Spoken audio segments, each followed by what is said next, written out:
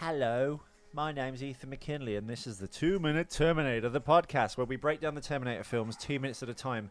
Basically, we watch all the films, not all at the same time, 'cause you can't fit that into 2 minutes, but we do watch them. We started with Terminator 1, we're on now Terminator 2. I'm trying to do like an intro and like just reaching for things because Ellie's looking at me in a very particular way, my co-host Ellie Fitzgerald. Hello. Oh, your mic's working. It is. But is our working relationship working, Ellie? Yes. That's the question we need to ask, because you kind of seem a bit pissed at something. What's wrong? No, don't do this. Don't bring my shit into the fucking podcast. It's not very professional.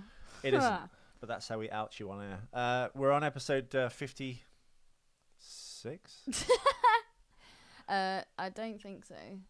Are we? Is Yeah, it we are. 56? Fucking Yeah. hell. Yes, we're going from minute 150 to 152. It's basically starts with 1 hour 10 minutes to 1 hour 12 minutes. 110 minutes to 112 minutes. I apologise to what Ellie just said. It starts with the cops rolling into the scene, and it ends with Arnold going, Trust me, which I think was used. No, it wasn't. He just said, "I'll be back," wasn't he, in the trailer? I like it though. It's a good. I wish that was a trope. Right. Well, it kind of it was a trope, but for another actor. Who? Uh, Actually, wait. Hit the music. okay.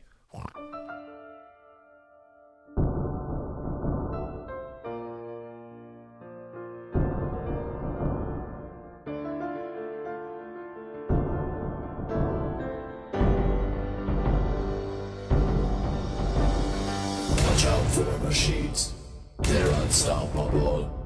Watch out for machines, they will rule the world. And Whose trope was trust me? well, in Raiders of the Lost Ark, Harrison Ford, before marrying Ravenwood, his ex-girlfriend, underage girlfriend, I might add. I was a child, I was in love, it was wrong, and you knew it. How underage is underage? I don't know. It's never really explored in Raiders of the Lost Ark, but when, obviously, he goes back to see Marion, whose father was Abner Ravenwood. Yes, he was a Jew, Ellie. He's looking for the headpiece of the Staff of Ra with the crystal in the middle. Okay. And if you take the staff with the headpiece at a certain place at a certain time of day, the sun shone through here and gave the exact location of the Well of the Souls. That sounds like some Which is Graham where Hancock the Ark of the shit. Covenant is kept, right? Which is exactly why the Nazis won it. That sounds like some Graham Hancock stuff. That's why Graham Hancock is called the real-life Indiana Jones. Graham Hancock, of course, was my guest last week or the week before. A couple of weeks ago, yeah. I'm not getting enough episodes out, am I? But my dad did die. Thanks, Ellie. That's really kind of you bringing that up. I know. Such a shame. It's buried on Friday. Anyway. When's the funeral? This Friday. Friday the 13th. Oh, whoa. Yeah. Whoa. Yeah. Fucking hell. So he's been on ice now for 2 weeks. On ice? Is that actually what they do? Well, I'm assuming that he keeps him in one of those refrigerator. Well, you'll go to a funeral directors, won't you? And then they'll kind of like they inject you with loads of chemicals to keep your skin like puffy and stuff. Oh my god. So you look passable. And then Don't you know a mortuary? a mortuarist. A mortuarist, sorry. She was training to be a mortuary person. But I didn't actually ask her anything past that. Maybe she's still doing it. I don't know. Anushka with the big hands. massive cans. Yeah. Yeah. But anyway, no. When he goes to get the headpiece of the Staff of Ra, she pretends like she hasn't got it, and he puts a wad of cash in her hand, like $5,000, I think, which is a lot of money even for the 1930s, right? I think it's 1937. And I think his line is "Trust me." And that was like for some reason they used that as a trope for the second film, the poster in the second movie. It says Indiana Jones and the Temple of Doom, and then it just says "Trust him." Dead air, really. Sorry, I thought you were gonna carry on with something. No, I am. I'm just trying to find this. It will, of course, be put within the notes of the show. So we've got all the police arriving. Something I find interesting about this scene is John has managed to get into the little cabinet where the key was. Although I don't think that was made very clear when you first. I thought it was a door when I first saw it. I didn't realise he was trying to like open a thing for a key, but that's so that they can get the chip. That's the and poster I arm. had. Trust him. Ah, that's a cool poster. You think so? Yeah. Although I don't like the fact that his shirt's open. He doesn't have the kind of chest to warrant a topless shot, really. He doesn't, but when he's captured by the Thuggee and drinks the blood of Kali Ma and becomes evil, Kalima. his shirt's off in the temple, obviously. It's in the middle of a freaking volcano. Yeah. Okay, I've got a really good Indiana Jones book which shows you a cutaway of like the part of India where the Temple of Doom is and the palace on top, and how it's like set down in one of the volcanic steam vents of the volcano, essentially. Which is your favourite indie movie? Raiders of the Lost Ark. Now, I've had this conversation with a million nerds and a million message boards. We are going to come to Terminator in a minute. But I think the best Indiana Jones film is the second one. Why? Well, Spielberg think his favourite one is the third one because it's like about fathers and sons and blah, blah, yeah. But I think the purest version of Indiana Jones, the thing that of what it's based on, the 1930s serials where there's a cliffhanger one after another, where, you know, they're about to die and then all of a sudden the door that's going to crush them is like actually miles away from them. Exactly in the style of a 1930s serial where you see Zorro fall off a cliff. And then the next week when you went back to the next episode, he'd actually just jump off his horse just in time. But in the previous episode, they show you him just like falling off a cliff just to get you to come back.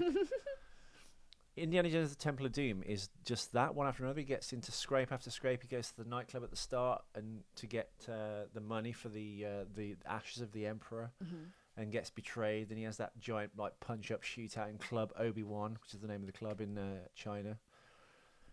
You know, then he gets in the plane. Dan Aykroyd puts him on the plane. No one knows that. Dan Aykroyd's got a cameo there. He goes, Indiana Jones, I've got you a cargo plane. It's the best I can do. It's a He's putting like an English accent on. And then he gets on the plane. Then the pilots bail out because they work for Lao She, the crime boss. And then the plane crashes. They jump out of the plane. Another cliffhanger. Will they make it? They're in the dinghy. The dinghy hits the mountain. They go down the mountain. They get off a cliff. That's another cliffhanger. Stop getting indie wrong. They're going down the thing. They bump into the Indian shaman dude. They go, oh my God, he's going to kill them. They're bloody savages. And then, no, they don't. They enlist his help. Another cliffhanger. Then they get to the temple. Then they have dinner. And they're all eating that weird food. That's another cliffhanger. Then he goes like into the Temple of Doom and, you know, gets captured. That's another cliffhanger. They get stuck in the spike chamber just before that. That's a cliffhanger. Then the minecart chase, getting turned evil, coming back to the good side. But isn't that what action is, though? It is, but the other Indiana Jones films don't really have that. You've got a little bit of it in Raiders of the Lost Ark. I guess kind of at the start, especially when he's in the Incan temple, trying to get the fertility idol off that like pressure plate. And it's at the end when he's kind of driving, he has to escape from the Well of Souls because they lock him in there, and he figures a way out of it, and then he kind of like chases after the Nazi truck with the Archon on a horse, kicks all the Nazis' asses, steals the truck, gets on the submarine. They never really explain that. Why? There's a submarine leaving for that remote island where they're going to do the ceremony to open the Ark. Indiana Jones swims from the Bantu Wind, which is the name of the ship. Nerds, no one knows that. Fucking hell. With Miss Katanga, who No one can runs nerd the like ship. you, can they? Mr. Katanga, of course, was the guy in Flash Gordon. Goes, "Death to Ming," and he like freezes him and then stabs him with the green blood and stuff. Great movie. But yeah, Indiana Jones swims from the ship to the cargo ship to the Nazi submarine, the U-boat, which intercepts them and gets the Ark back. And then they're at the island. Now you'd imagine, how did Indiana Jones get onto the submarine? Because it was all locked down and leaving. One assumes as a submarine you would go underwater. Underground. But yeah, that's kind of like, that's cliffhangery. But I think the third one's not really that cliffhangery. So you're saying that the Raiders of the Lost Ark the purest version of Indiana Jones, despite what the critics say and all the naysayers, even Spielberg hates the film, saying it's too dark. He hates the film. Yeah. He said, "Oh, it was too dark and like this." It's like it's pound for pound in terms of like fun watching, and you know, I think Temple of Doom. Sorry, I'm not being a contrarian on purpose. Is the best Indiana Jones film, based on the fact, the thing it's based on, it delivers exactly what a 1930s cliffhanger serial was, and it's just non-stop action, one thing after another after another. I see. Wow. So we've got your stance on Raiders of the Lost Ark and which is the best and the moniker Indiana Jones movie. The tagline of that movie obviously was Trust me. Yeah. Which brings us back to Terminator. Yeah. Yeah, I was going to say, so we've got the bit that confuses me, well, not confuses me, but I have a slight issue with is, so John gets the key, he's unlocked the thingamajiggy, and he then sees the helicopter, which flashes the light through the building. He's just like, shit, we've got company. And then he looks at the monitor, and the monitor shows about 4, maybe 5 cars and a helicopter. He then runs into the main room and goes, shit, we've got company. Well, first of all, he says piece of cake. I don't know who he was answering to because no one said anything. And second of all, Sarah says, how many? And he goes, oh, all of them, I think. Well, he's saying piece of cake to himself, isn't he? He got all of them from 5 cars and a helicopter. No, but there's still people arriving now. Oh, I know. But John, like when he looks at the monitor, when he's not looking outside. Yeah, but he's obviously just conveying the fact that there's so many cops. He thinks it's all the cops in the world. He's being a melodramatic child. It's the kind of thing I would say because I'm so witty. All of them. You'd shit your pants. Imagine that. Actually, the thing we mentioned in the last episode, which is God, what was it? The polyethylene, which I just shortened to P. Polydichloric urethymol, which is the fictitious drug in the film Outland, which I can only assume the connection to that is because Outland was made in 1981. Probably James Cameron did the matte paintings for that because he was doing the matte paintings for 1981's Escape from New York, and that's what he was, a matte artist and special effects technician. Yeah. Where's this? So those are the yellow barrels are actually in this scene, which we didn't mention. So if you are, whatever your version of this show... Look, 1, 2, 3, 4, 5, and a helicopter. He's like, oh my God, they're all after us. There's more than 5 police cars in that scene. No, count them when it next comes round. All right. Well, you meant... There it is. That's the scene. Oh, shit, I've just paused. You should just never touch my computer. What did you even touch? You and your big fingers. We see Miles Dyson and the Terminator, and he's saying, oh, how do I set it off? Remote control. Yeah, I took issue with that. Why? Because it's kind of like the Terminator wouldn't answer like that, I don't think. Well, I was just going to say, actually, at the very end of this... and going, trust me. But I like that. I actually really like that. And I was going to say... for the film, it's great. It's a cool moment, but... in the reality of the universe that they're in, I wouldn't have thought the Terminator would have been humanized that quickly to go, trust me, remote control. But I like to think that he would. We'd like to think they've bonded in the desert. And he's learning and he's smiling, and the fact that he actually says trust me, a thing of trust suggests like more than 5 police cars there. Oh my God, yeah, I know, but not on the fucking screen that John Connor looks at. No. That's my point. There's more people arriving though. Here's the helicopter pilot. The helicopter pilot is actually the real helicopter pilot in real life and in the film. So you'd like to know that. What do you mean? What, otherwise they'd have a stunt double for the dude. Well, the guy piloting, although I think he's been killed since then. He's sadly died in a helicopter crash. We will come to that. Where is this actual destination? What do you mean? Where is this actually? Like, where is this building? Do we know? We do. Can you tell us? Yeah, I mean, listeners to the show will know this, of course, because it was mentioned in the last notes. Hang on, Was it? I don't know. I don't remember you telling us that. And I wonder what this building actually was. Oh my, really? So none of this was a set? No. Oh no, of course, because I've actually seen a making, and they actually blow up the actual building, don't they? Yeah, weirdly. Now, where's that gone? That's right, keep talking, Ellie. I'll try and locate it. Well, I hate it when you do this, because as soon as you say keep talking, my mind just goes... Why would you have blue flashing lights inside the building? What's that about? Well, one would assume, because they're emergency lights, they would invariably always be orange or yellow. Kind of. So why are there like blue police lights like flashing inside the building? I can only imagine that James Cameron kind of does. And what's on the post-it notes that's on the coffee machine? I don't know. What does it say? I don't know. Maybe you should look. I don't know. You don't actually zoom in on them. You can just see a couple of post-it notes on a coffee machine. Coffee machine. Oh, I didn't have a coffee today. Yep, so we've got all the police turning up. We've got a woman, a female police, a police woman. A woman. Do you reckon a police woman would be offended if she called a policeman? No. A normal person wouldn't, because I just think they're colloquialisms within the language that don't really need to be changed, do they? True. I wouldn't give a fuck. It's like saying there's man in woman, so we need to call them something different. Well, man. Just call them woos or woes. Or chicks. Chicks. Basically, from episode 52, Ellie, the Cyberdine building is in this thing. It's an office building. It's on the the 10800 freeway. Is that right? The 10800, the 10800 freeway in Fremont, California. It's just north of Silicon Valley, and it's a 2-story office building.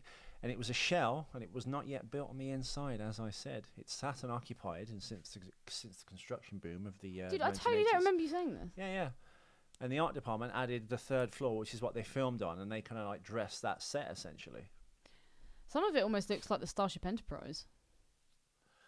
Yeah, well, I think what Cameron and the production designer were trying to achieve was the way Cyberdine eventually goes like, which is what would have been in the deleted scenes. It's all very chrome and beautiful, but also very cold. And it's got this kind of like very like machine-like quality. It's kind of like a battleship grey. All the corners of the desks and the chairs have like a round edge to them. There's nothing really kind of sharp in there as such. That's what they're trying to say essentially. So as you get more towards Cyberdine, that giant pyramid, which is in T2 Battle Across Time, which was I guess really the real 3rd film in the Cameron canon, because he did the ride at Universal, didn't he? Yeah. And he filmed new portions of that with Edward Furlong going forward through time with Arnold. Yeah, that was cool.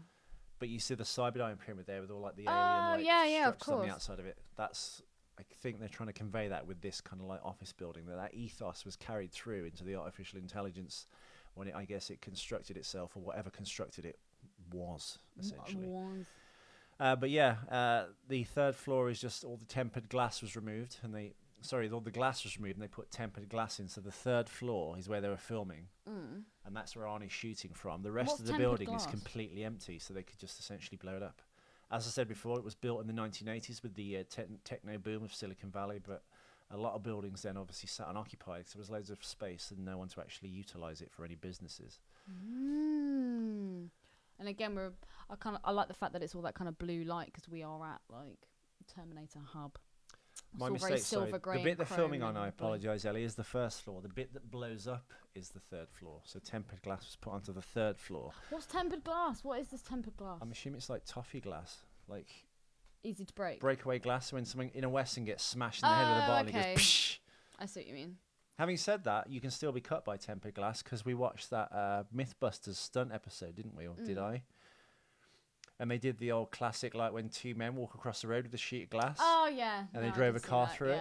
So they put these 2 pillars with like plastic wrapped around them, and they put them with like theatre blood inside. Yeah. And they did one with regular glass, one with, I think, double glazing, and then one with tempered glass. So the regular glass just shattered everywhere and just ripped all these, like, the bags covered with blood on the 2 pillars on each side of where the glass was, and they drove a car through it.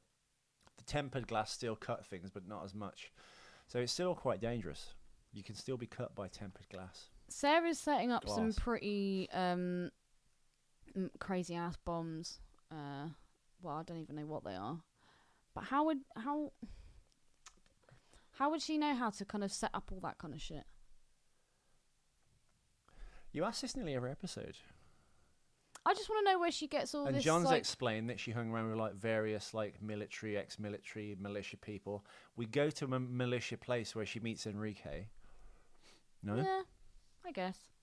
It all just looks very elaborate. Do you not think? Yeah. And in a moment of panic as well, but I guess she's a soldier, isn't she? Panic. Yeah.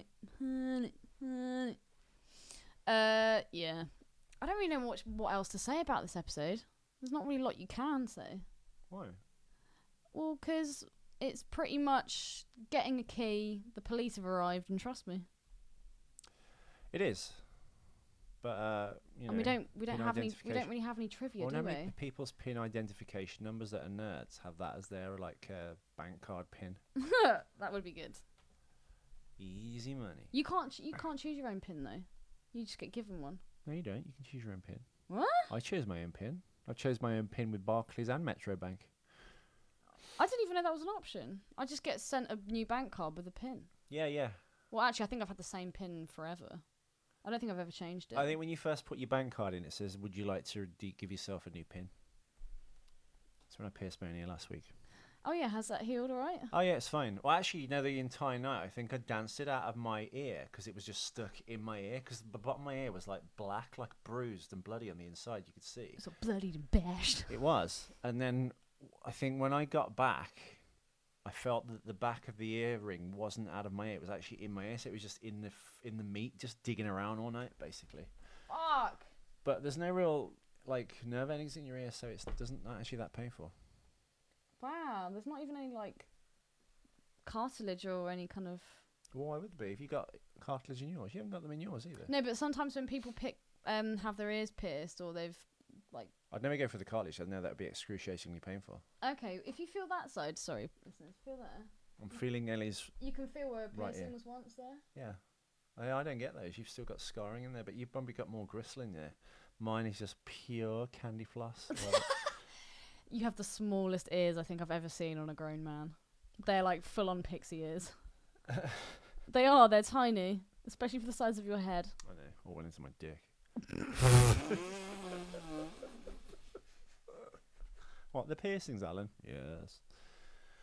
Yeah, just to bring listeners up to listeners up to speed with the situation with the YouTube version. This show ultimately, my hope was that it would exist forever on YouTube. And now some wise guy at Studio Canal has complained that we're using copyright material, but the only thing we use is a still frame of the start of that particular minute, or the most interesting part of that particular minute, to kind of give people a feel of where they are in the film. But that's what it would pick up on. If you say it's an automated but robot. How many people with a standard YouTube license do like movie reviews and they use actual clips from the film and sound and everything while they're talking about, when the outlaw Josie Wales, his family was killed, and I'll show you a clip of Clint Eastwood like by his burning house and stuff. If it's an automated robot, what it will probably do is just scan the image that is the saved image on the YouTube account. So other people, retrospective, his picture isn't a still from the film. No. But his retrospectives are 35 minutes long, and all of that is footage of the film he's talking about. But the still, when you see it on YouTube, the still isn't. But it also looks for moving images too. Oh, it does. Oh, I didn't know that. This is the creepy thing is the Terminator. How do these robots know this? The Terminator Genesis episode we did, no one's batted an eyelid over, and that's got the first 2 minutes of the film of the podcast. If you watch the YouTube version of the actual clips in HD of Arnie fighting his younger self. True. I don't fucking know. It's so bizarre. Yeah, but I think because the still image of the show is the picture of the soundtrack, so it's square and there's black on each side, so there's no kind of like, maybe if it's within a frame, which is why I think Terminator 1 stuff was in a frame and taken as a screen grab off SoundCloud, so it's like not a sharp enough image to maybe pick up on, plus it's in a black frame, so I've reframed all the videos. Bless you. But it just looks shit now. It looks so fucking slick, having like, that's what you could literally follow the film in like stills all the way up the kind of snakes and ladders, you kind of like thumbnails of all the episodes going up. It looks so bloody good, and these fuckers have ruined it. Bastards! They don't know how much time and effort you've put in. They don't. How many episodes are you up to now, though? I've got up to 20. I'm gonna have to just continue working. Well, that's fucking awesome. Considering how long ago was it this happened now? A few days ago? 2 days, but the real kick it. Now I've got to get to episode 53. Plus, we're making new episodes all the time, so I'm kind of like trying to catch up with the train I've fallen off the back of. Swimming against the tide. Yeah. So I don't know. But then I've got to re-upload 53 episodes, and it takes up to an hour for each episode. So we may, at some point in the next couple of weeks, shut down production while I literally just take a lot of Ritalin, Speed, or any other like pharmaceutical. Just drink Coca-Cola and eat Sweethearts. God damn it. Yes, I'll get some Sweethearts, and then just like with square eyes, just gun it through for 2 days and just put. I really want to find some Twinkies. Where can I get Twinkies from the shop that sells the Sweethearts, the dollar store? Can you get me a Twinkie, please? Yeah. I just want to try it. All right. All right. Full disclosure, I was going to get you a box of Twinkies when I took that picture of them. So and I went to the counter because we were in the pound shop, the dollar store. They were £3 I was like, we're in the pound shop. She's like, yeah, but it's quite a big box of cakes, isn't it? I was like, that's fair enough, but you can't call your shop the pound I shop. haven't sampled Twinkies because of your fucking spite. Well, I was thinking I would give it to you as a Christmas gift. Is that a shit gift? No, it's thoughtful, I guess. Like if you bought like 4 packs and put them all together in one giant Twinkie-tastic pack. I'd be like, oh my god, this is going to be amazing. With sweethearts. You wouldn't have a fucking tooth left in your head by the time I'd finish with you. No, this is true. Because I hate her a lot. It's funny because it's true. What would you be expecting for Christmas? I wouldn't expect anything. What was last Christmas's gift for me? A poster of The End with Burt Reynolds and Dom DeLuise, which I still haven't received, listeners, by the way. And a book. And yeah, a but book. you that was like a year ago and you got weird about gifts. I love gifts. You got weird about shit like that. You're like, No, you're a lot better at it now. No, because I think I'm quite picky over gifts and things if I receive them. And I think all people are, but they just swallow it down and just go, oh, I'll wear this bathrobe. But I go, oh, I'm not really a bathrobe person. Not, that Not really. But my mother gets me some like wacky stuff sometimes, and it's just like, do you even know me? Yeah, I don't know. But I shouldn't be ungrateful. I'll think of something good this year. You don't need to think of anything, Ellie. There you go. Frame my 1977 The Car poster. Maybe not. Okay. When is that right? Actually, you've sent it to your mum's, haven't you? Yeah. I thought that because I thought if I'm going to get it framed, to get it framed in London and then take it all the way back down and blah, blah, blah, it's probably going to be cheaper. You're going to put it in your new office room. The backwater dust bowl shithole that I come from. Probably cheaper to get it framed there, and then there's less travel. True. In your new office. Which we're still working on, so I need to return and get that sorted. So you need to do some. I think even better. Take some pictures and put God, we really need to catch up on these episodes because if we're going to start doing Skype episodes to cover the time while we're doing that, that's even more work. we have to do Skype episodes, listeners, because my sound desk where I'm from has blown up, so they have to be doing Skype. Fuck yeah! So they have to be Skype episodes now, so the listeners can now watch us on YouTube. Oh no! Well, that will stop the issue of. It will, but I'm going to images. be storing up loads of Skype episodes that are in high res. I'm going to have the storage space to put those on hold while I'm adding the ones I'm making now from the old ones to put them back on YouTube. Oh, it's a duet of pleasures. You're going to need a lot of sweethearts, dude. Anyway, there weren't many facts for this episode, so actually we just took facts from previous episodes when Ellie clearly hasn't listened to any of the episodes we've done so far, which kind of covered it nicely. Yay! Tomorrow we will return. We've got some minigun info. I'm sure Spallner... Is tomorrow going to be our first Skype? Yeah. Okay. Which means, do you have 2 pairs of these like iPhone earphones? I do. Okay. Do you need a pair? For Skype, yes. Okay. I won't use them for anything else but Skype. I need to buy another pair of earphones, basically. Why do your earphones break all the time, dude? Because they're very delicate, and unlike anyone else, I wear mine literally all the time.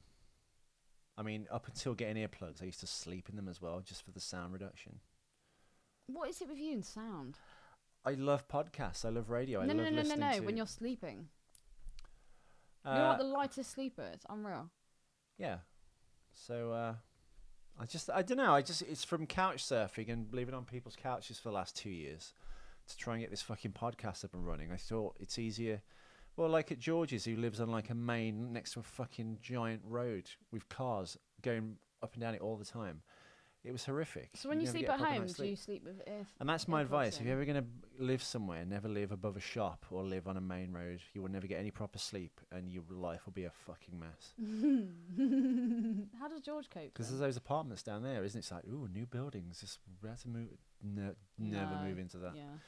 Anyway, we should be back tomorrow with a Skype episode on video. Thank you for joining us. You won't be able to see that, I guess, for a couple of weeks because I've got to upload the other 53 episodes ahead of that to get them on. But that will actually return. We will catch up with each other, and maybe in the long run that'll be better anyway. That there'll be no footage and no bullshit and no this or that. Or will it eventually mean less work for you?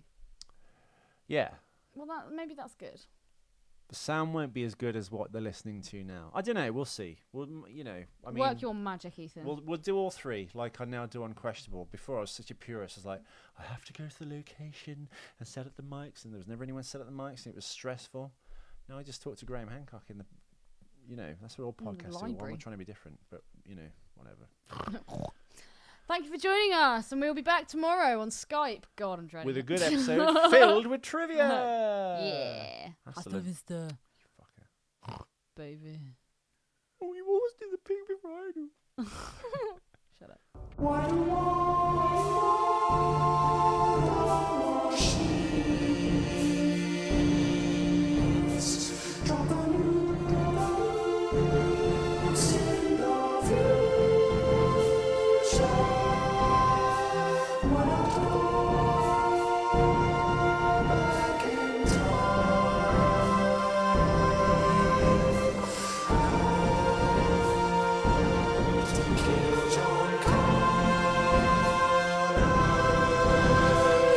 Watch out for machines, they're unstoppable. Watch out for machines, they're